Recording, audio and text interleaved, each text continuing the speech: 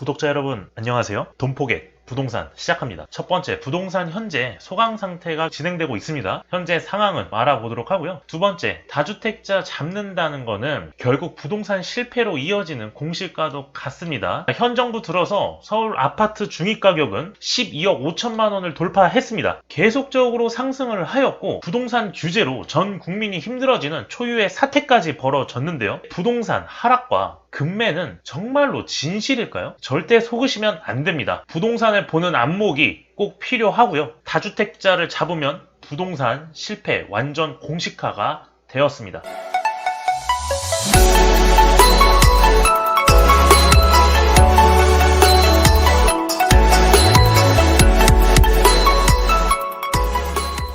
전국 아파트 평당 분양가가 1,417만 원으로 1년 전보다 9%가 상승을 했습니다. 이거는 당연한 얘기죠. 이전 영상에서 인플레이션 공포에 대해서 설명을 드렸고요. 또한 집값이 상승할 수밖에 없는 10가지 이유에 대해서 기재를 해놨었습니다. 인플레이션이 발생되면 모든 물가는 상승을 하게 되어 있습니다. 물가가 상승하게 되니 유가 원자재 가격은 상승을 할 수밖에 없고요. 원자재 가격이 상승하다 보니 분양가도 덩달아 상승을 할 수밖에 없겠죠. 서울 평당 분양가가 3,162만 원이라고 합니다. 1년 전에 비해 무려 12%가 상승을 했습니다. 인플레이션보다 더 많이 상승을 하는 게 원자재 가격이죠. 권역별 민간 아파트 평당 평균 분양 가격을 표로 나타낸 건데요. 전국은 전월 대비 0.35%가 증가를 했지만 전년 대비 9%가 상승을 했고요. 서울은 전월 대비는 마이너스 4%로 소폭 하락하는 추세를 보이고 있지만 전년 대비해서는 12%가 상승을 했습니다. 인천을 제외한 5대 광역시는 전년 대비 10% 이상이 상승을 하였는데요. 결국엔 분양가가 상승함으로 인해서 여러분들이 아셔야 되는 거는 부동산 가격은 지속적으로 상승할 수밖에 없다 팩트로 얘기를 드리고 싶습니다. 오늘 기사인데요. 전셋값 안정세 찾나 12월 아파트 거래 53%가 하락하고 보합했다는 소식이 들려왔습니다. 과연 진짜로 그런 건지 표를 보면서 자세하게 설명을 해드리도록 하겠습니다. 12월 신규건 1,395건 중에 하락과 보합이 무려 5천여 건이 들어있고요. 서울은 55%, 경기는 52%로 안정세를 점점 찾는다고 얘기가 나왔습니다. 전세가 55%에서 47%, 최고가는 60%도 보이네요. 우리가 얘기를 했을 때 전세가율은 55% 정도면은 전세가가 안정되어 있다고 얘기를 드립니다. 지금 보시면 2021년 전국 전세거래 현황에서 전세가가 평균적으로 55% 정도를 보이기 때문에 안정세라고 얘기를 할 수가 있지만 이면에는 다른 것이 숨겨 있다. 작년 5월 달에 얘기가 나왔고 9월부터 대출 규제가 서서히 나오면서 DSR 규제 정책을 급하게 1월부터 차근차근 해 나갔었습니다. 무려 6개월 정도를 축소를 하면서 금감원에서 대대적으로 대출 규제를 했었는데 그 중에 하나가 전세자금 대출을 규제를 하겠다. 현재는 각 5대 은행별로 전세자금 대출을 규제를 하고 있습니다. 규제를 하는 순간 말씀드렸지만 실물자산에 타격이 갈 수밖에 없고요. 그렇기 때문에 전세자금 대출 규제로 인해서 전세가가 강제로 안정화가 됐다고 얘기를 드리고 싶고요. 이 갭 투자를 하고 있는 수요들이 있습니다. 수요들이 급하게 집을 내놓으면서 전세가를 하락하게 만드는 요인도 될 것 같습니다. 전세자금 대출 규제와 투자자들의 전세가를 낮추는 방안으로 인해서 전세가는 강제로 안정화가 됐다 이렇게 얘기를 드리고 싶습니다. 불과 2주 전에도 그냥 월세로 살아라 주제를 놓고 업로드를 했었는데요. 임대차법의 부작용이 현실로 다가왔고 월세 난민이라는 단어가 올해도 계속 생기고 있습니다. 710 대책 이후에 월세가 급격하게 거래가 증가가 됐는데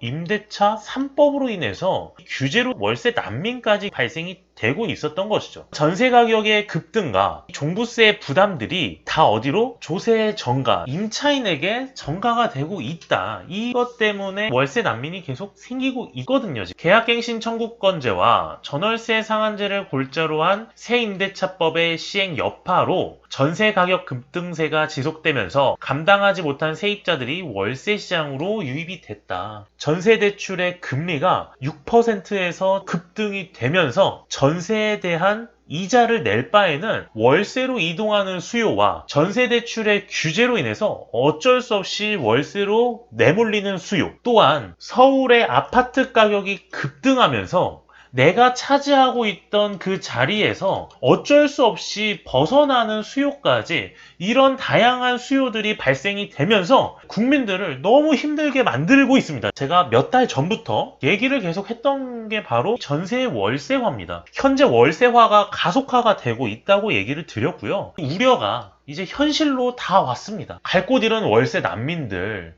이게 바로 임대차 3법의 악영향으로 엄한 사람들에게 피해만 계속 가는 것이죠. 서울 아파트 월세 거래 총 7만여 건에서 역대 최대치를 찍었습니다. 부동산 세금의 증가와 금리 인상, 대출 규제, 전세 대출의 이자의 부담, 이 실물 자산에 타격을 주게 되면 부동산 시장이 어지러울 수밖에 없거든요. 이거를 잘 생각을 하셔야 됩니다. 정말 안타까운 현실이죠. 바로 다주택자 양도세 완화 카드입니다. 다주택자를 조인다. 부동산 실패로 이번 정부가 보여줬습니다. 그러나 다주택자의 양도세뿐만이 아니라 다주택자의 완화를 하게 되면 1주택자에게 비과세 요건을 9억에서 12억으로 인상하는 기사가 있었는데 전혀 효과가 없다고 얘기를 드렸고요. 다주택자를 완화시키게 되면 부동산 시장의 매물 잠김 현상을 많이 해소를 할 수가 있습니다. 대선이 얼마 남지 않았기 때문에 다주택자를 완화시키는 정부 정책이 부동산을 안정화시킬 수 있다라고 분명히 얘기를 드리고 싶습니다. 양도세를 전면적으로 완화를 시켜야 되고, 투기지역, 투기과열지구, 조정대상 지역 등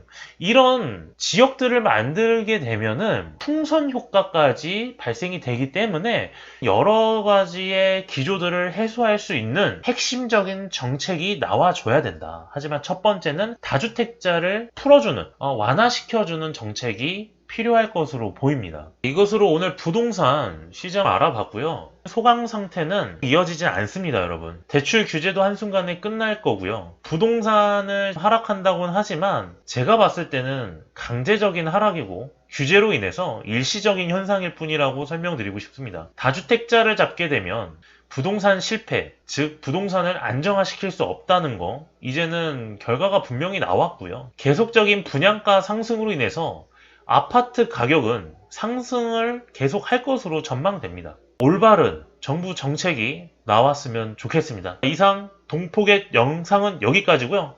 영상 마무리하도록 하겠습니다. 감사합니다.